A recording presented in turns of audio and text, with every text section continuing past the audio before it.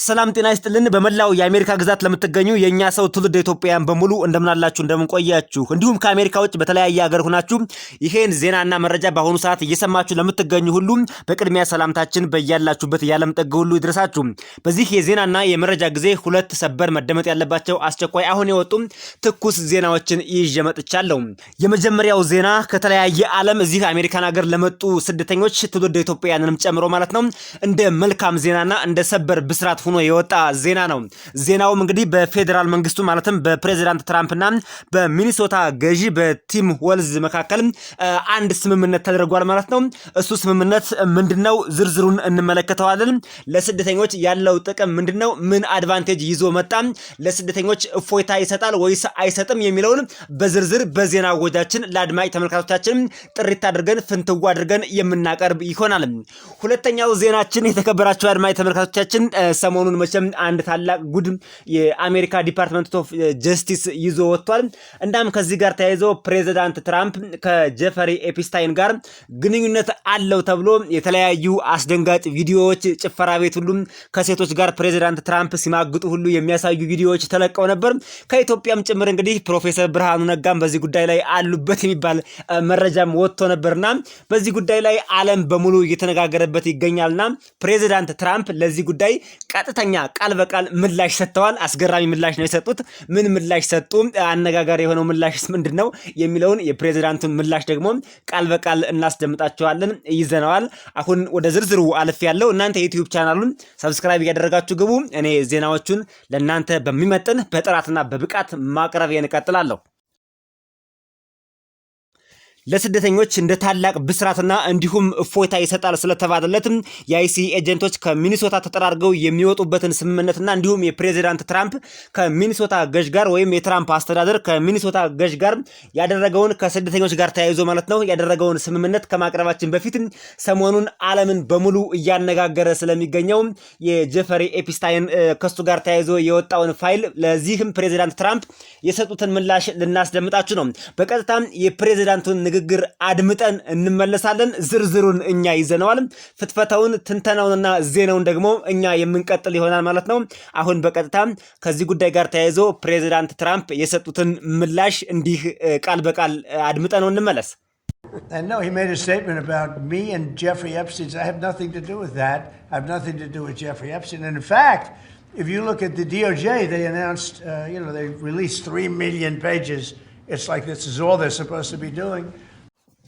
ስለኔና ስለ ጀፈሪ ኤፕስታይን አንዳንድ ሰዎች የሚናገሩት ነገር አለ። እናም አይደለም፣ ከዚህ ጉዳይ ጋር ምንም ግንኙነት የለኝም። ከጀፈሪ ኤፕስታይን ጋር ምንም አይነት ግንኙነት የለኝም።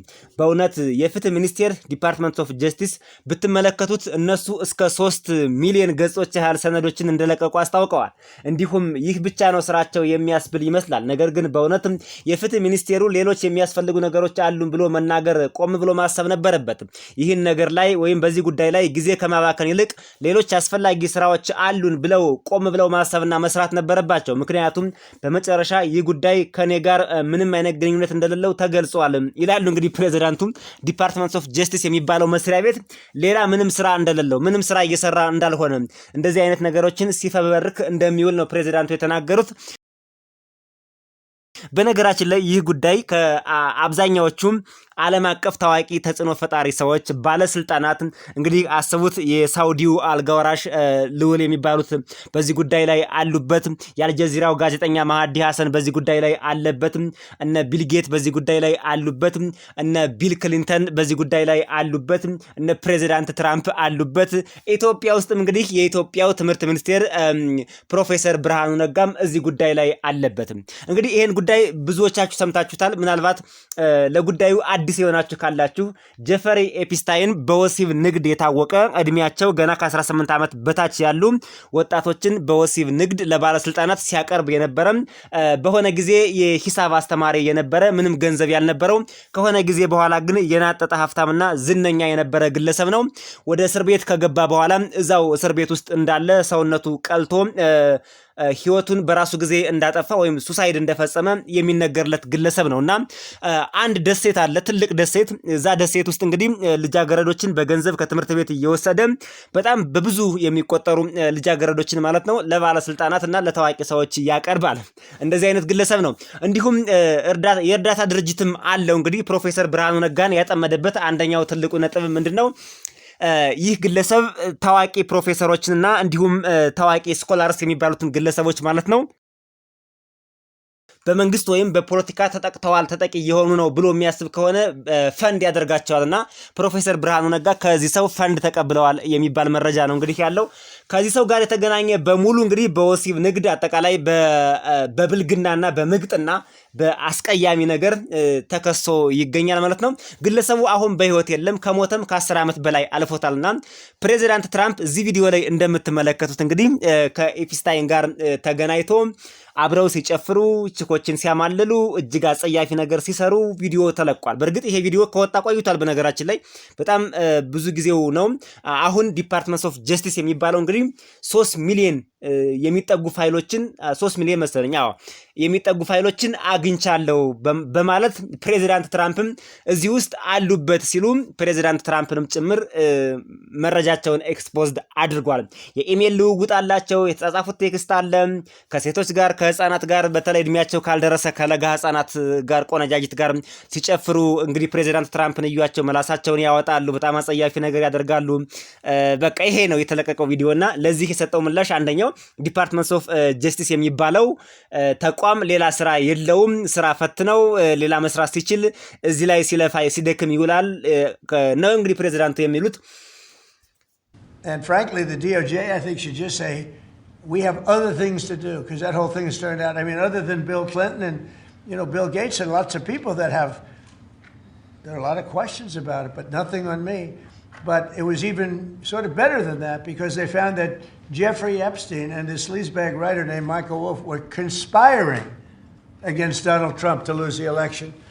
So Epstein was conspiring with a writer for me to lose the election.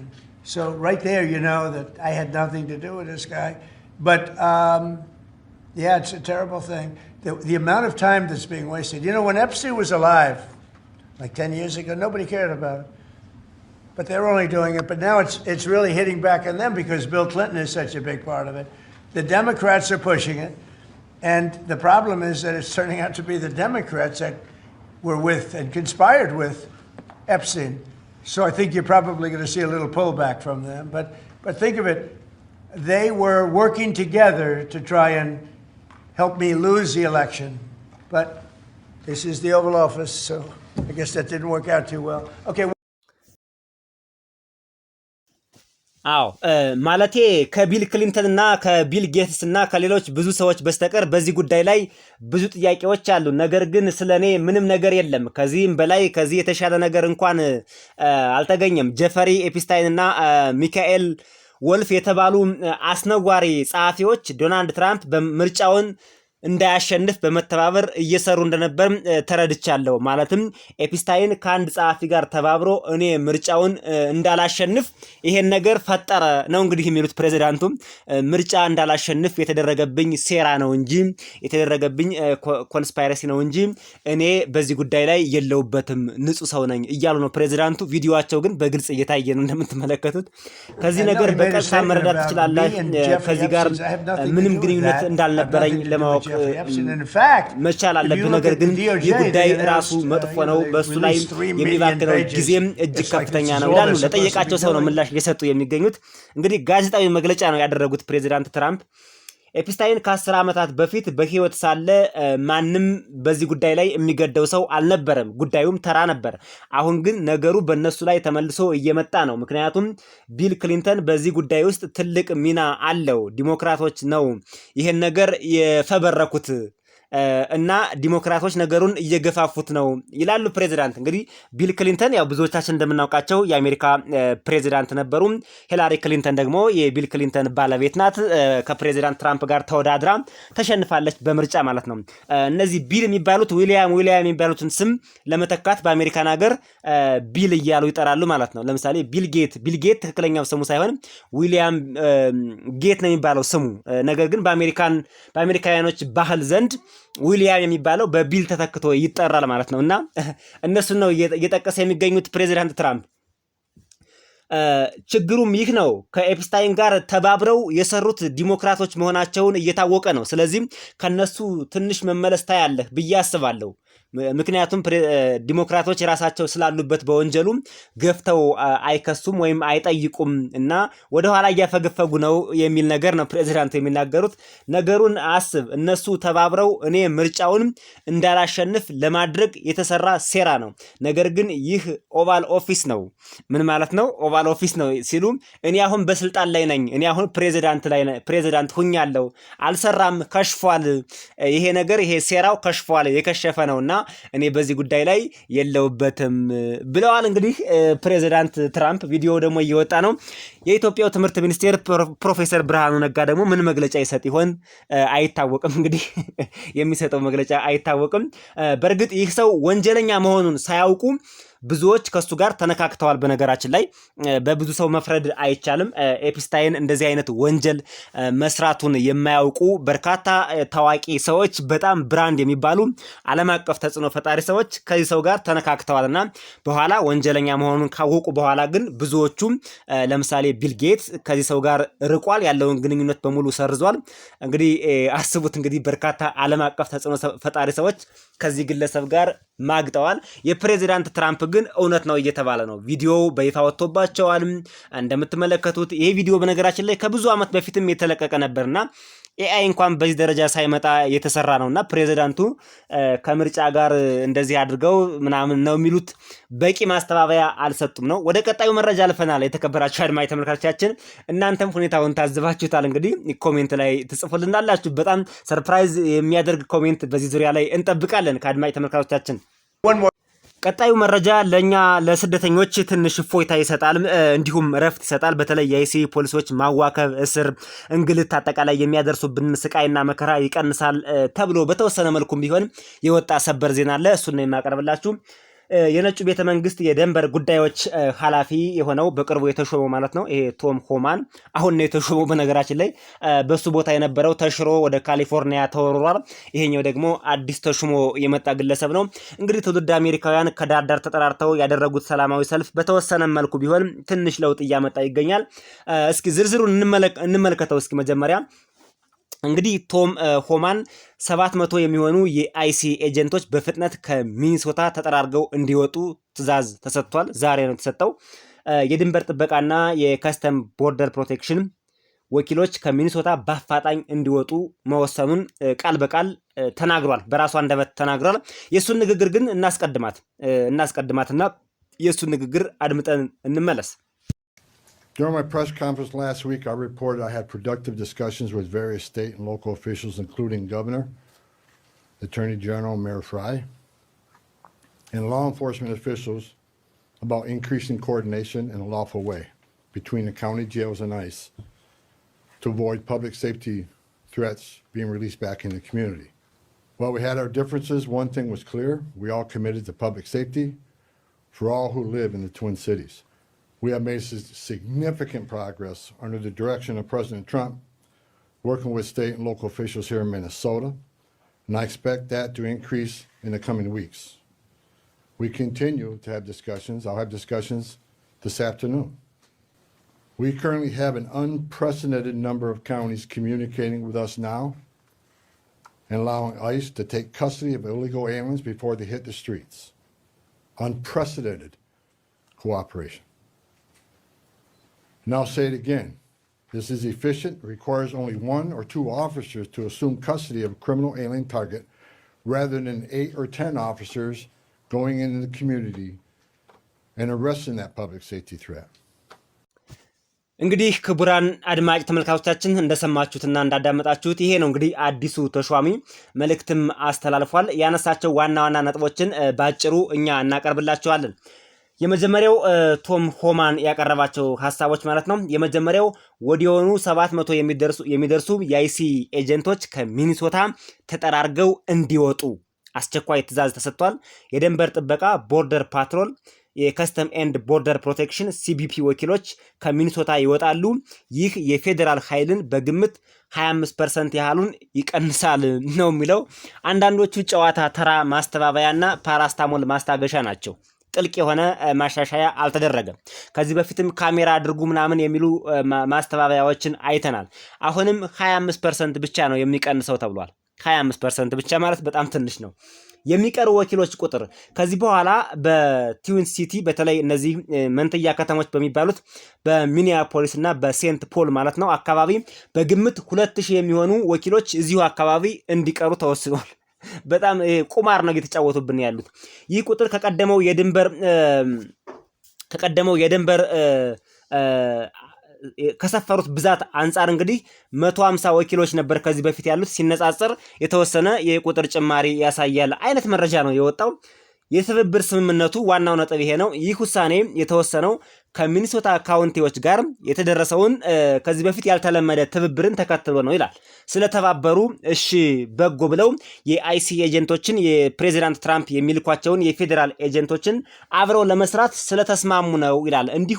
እንዲሁም ከዚሁ ጋር ተያይዞም የአይሲ ወኪሎች የሚያወጧቸውን ዲቴይልስ በመቀበል የኢሚግሬሽን ተጠርጣሪዎችን ያለ ፍርድ ቤት ትዕዛዝ ለተጨማሪ 48 ሰዓት እንዲቆዩ ተስማምተዋል ይላል።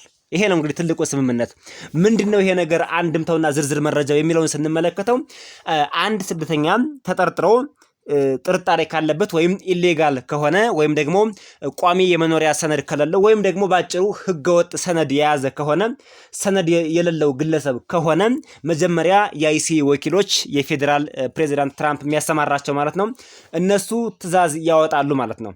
ዲቴነርስ ብለው የአይሲ ዲቴነርን መልእክት ይልካሉ። ይህ ግለሰብ ተጠርጣሪ ነው፣ እንደዚህ አይነት ችግር አለበት፣ ስለዚህ መያዝ አለበት ብለው ለካውንቲው ያስተላልፋሉ ማለት ነው። የካውንቲው ወይም ደግሞ በአውራጃን በለው በእኛ በሚገባን ወይም ወረዳ ልንለው እንችላለን። እሱ ጋር ያሉ ኤጀንቶች ወይም ፖሊሶች ደግሞ ሎካል ፖሊሶች እንበላቸው እነሱ ይሄን ትዕዛዝ ተቀብለው ያን ግለሰብ ያስራሉ። ለስንት ሰዓት? ለ48 ሰዓት ግለሰቡን ያስራሉ ማለት ነው። ግለሰቡን ለ48 ሰዓት ካሰሩት በኋላ ምንድነው የሚያደርጉት? ኢሚዲየትሊ የፌዴራል የአይሲ ኤጀንቶችን ደውለው ይጠራሉ ወይም ለአይሲ ኤጀንቶች ያሳውቃሉ። ከዛ በኋላ የአይሲ ኤጀንቶች መጥተው ይወስዱታል። ልዩነቱ ምንድነው? ልዩነቱ ውሃ ቅዳ ውሃ መልስ፣ ውሃ መውቀጥ፣ ምንም አይነት ልዩነት የለውም። ምናልባት እንደው ሎካል የሆኑ የአይሲ ኤጀንቶች ሳይሆኑ ሎካል የሆኑ ፖሊሶች ማለት ነው የካውንቲው ፖሊሶች ናቸው ቀድመው የሚይዙት። በትዕዛዙ መሰረት ቀድመው የሚይዙት እነሱ ናቸው። ምናልባት አያያዙ ቀለል ሊል ይችላል ወይም ሲስተማቲክ ሊሆን ይችላል እንጂ የፌዴራል የአይሲ ኤጀንቶች ያወጡትን ዲቴኒስ ወይም ደግሞ ያወጡትን የእስር ትዕዛዝ እንደማለት ነው። ባጭሩ የመያዣ ትዕዛዝ እንደማለት ነው። አስፈጻሚዎቹ እነማን ናቸው? የካውንቲው ፖሊሶች። ስለዚህ ምንድነው ልዩነቱ? ምንም አይነት ልዩነት የለውም ማለት ነው። ምንም አይነት ልዩነት የለውም።